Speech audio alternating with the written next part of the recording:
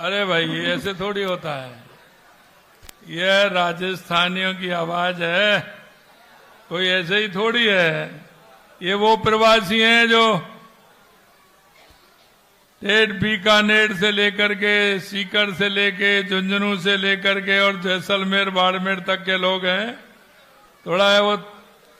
लगना चाहिए कि कोई कार्यक्रम प्रवासी राजस्थानियों का हो रहा है। बोलिए भारत माता की, भारत माता की। आज के इस राजस्थानी प्रवासी सम्मेलन जालंधर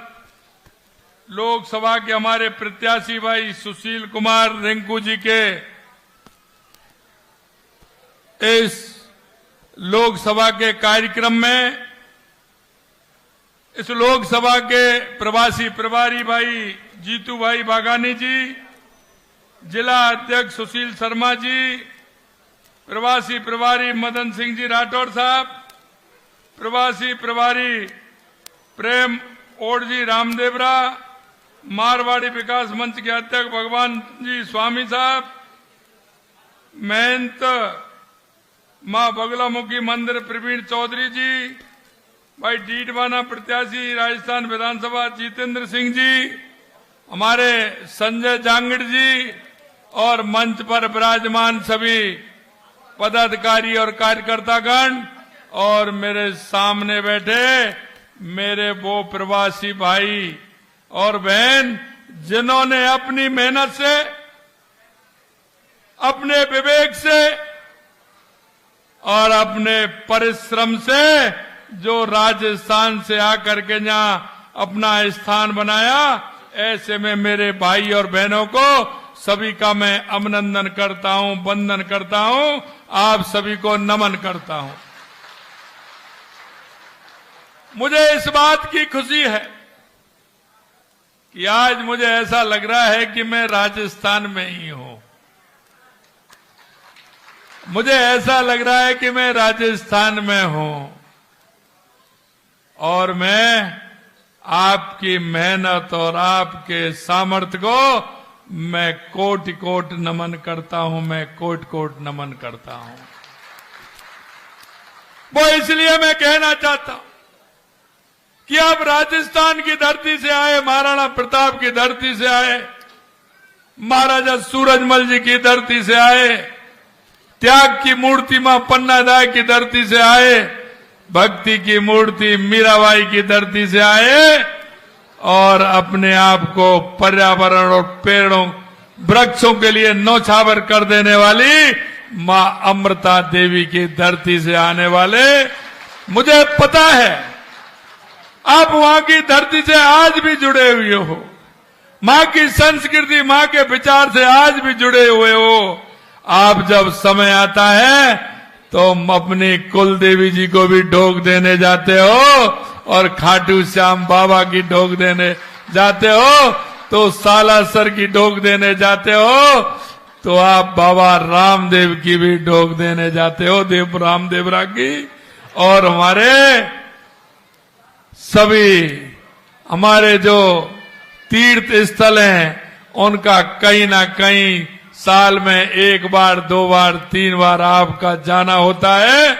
मैं कहना चाहता हूं मेरे भाई और बहनों, अब हम पूरे देश के अंदर ये व्यवस्था करने वाले हैं कि हर प्रदेश की राजधानी में मेरे राजस्थानी भाइयों को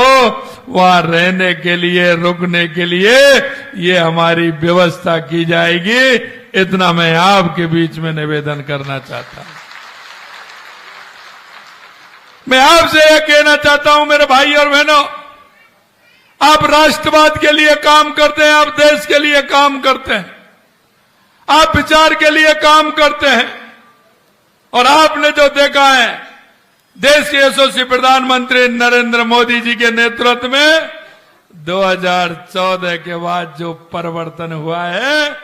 वो आप लोगों की वजह से हुआ है, वो आप लोगों की वजह से हुआ है।